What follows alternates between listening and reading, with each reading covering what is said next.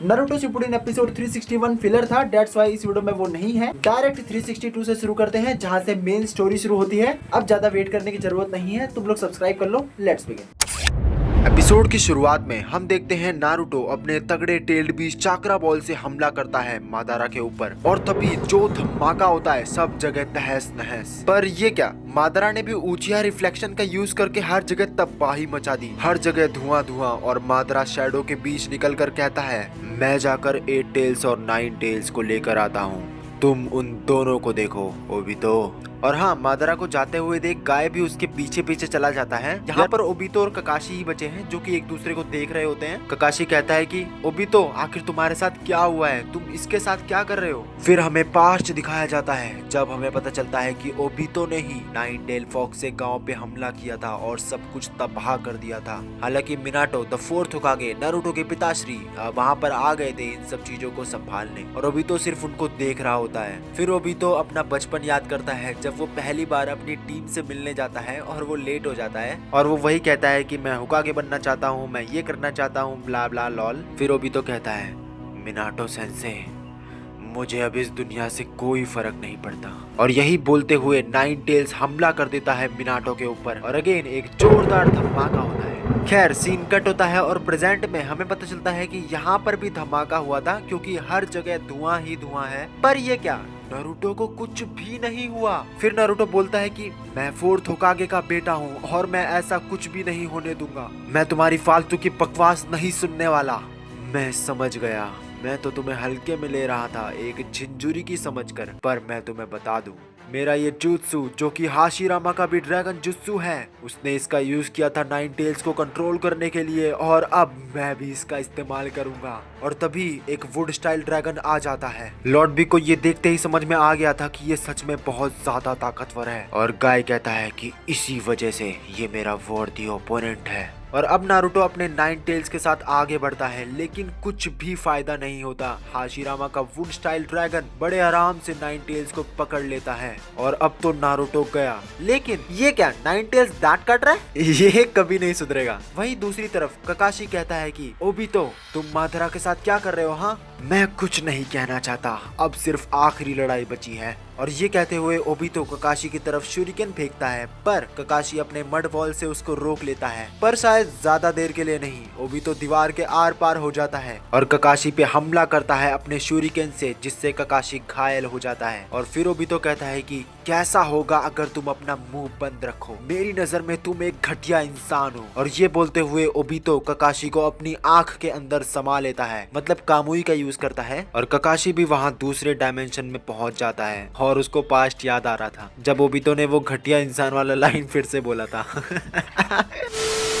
और फिर उसे ये भी याद आता है कि ककाशी की वजह से ही रिन मारी गई थी। फिर ककाशी बोलता है कि हाँ, मैं घटिया इंसान हूँ, लेकिन ओबितो, तुम हमेशा से एक हीरो रहे हो। और ककाशी भी अपने कामुई का यूज करता है। उधर बाहर नारुतो बहुत ही ज्यादा कोशिश कर रहा था उससे पीछा छुड़वाने का, पर ये क्या, ये तो बढ़े ही जा रहा है। ऐसा लग रहा था कि वो धीरे धीरे नारुतो को ही निगल लेगा। अब नारुतो को इस बात का एहसास था कि इससे निकलना पड़ेगा। उधर दूसरी तरफ ककाशी ने जो कामुई यूज किया था उसकी वजह से वो बाहर आ जाता है। फिर ओबितो बोलता है कि तुम्हारे पास भी मेरी आंख है, इसी वजह से तुम बाहर आ गए। ओबितो, तुम ऐसे कैसे हो गए, क्या ये रिन की वजह से हुआ।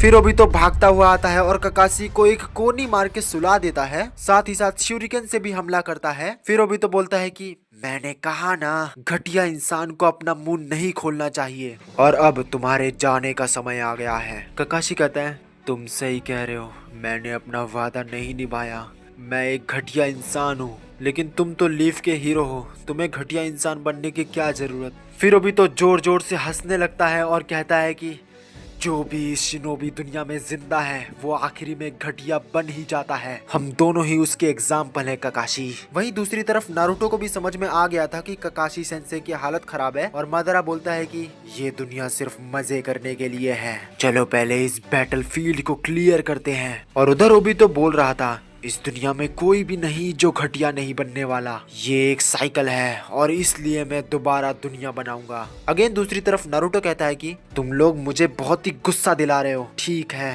तो देखो मैं बताता हूँ मैं क्या कर सकता हूँ। खैर ये सब बोलते हुए मादरा अपना सुजानो का यूज कर रहा था और ओबितो अपने शूरिकेन का, और नारुतो दोनों को रोक लेता है और कहता है कि मैं कोई घटिया इंसान नहीं हूँ और ना ही मुझे बनने का शौक है। मैं अपने कॉमरेड्स को बचा कर रहूंगा चाहे कुछ भी हो जाए। और ककाशी उसी तरफ देखकर कह रहा होता है कि ये तो मेरा डायलॉग है, ये क्यों चुरा रहा है। और ककाशी धीरे धीरे उठने की कोशिश कर रहे थे, तभी ओबितो स्पीड से आकर हमला कर देता है। पर ये क्या, ककाशी उठते ही चिदोरी बना के ओबितो को धो देता है। वैसे एक तरफ हमें दिखता है कि गाय सेंसे भी अपने जुत्सु का यूज करते हैं, पर उसका इम्पैक्ट बहुत ही ज्यादा था। ककाशी कहता है कि ओबितो तुम्हारा विल अभी जिंदा है, पर मैं अभी सिर्फ नारुतो को ही बचा सकता हूँ, तो तुम अभी नारुतो को बचाओगे हाँ। और तभी हम देखते हैं कि ककाशी और गाय दोनों की हालत खराब है। और फिर क्या, एट टेल्स बड़े आराम से वुड से बाहर आ जाता है। फिर बोलता है कि ध्यान से नारुतो, एनिमे का जुत्सु बिल्कुल फोर्थ होकागे के जुत्सु जैसा है, वो टेल बीस्ट पावर का कॉम्बिनेशन है।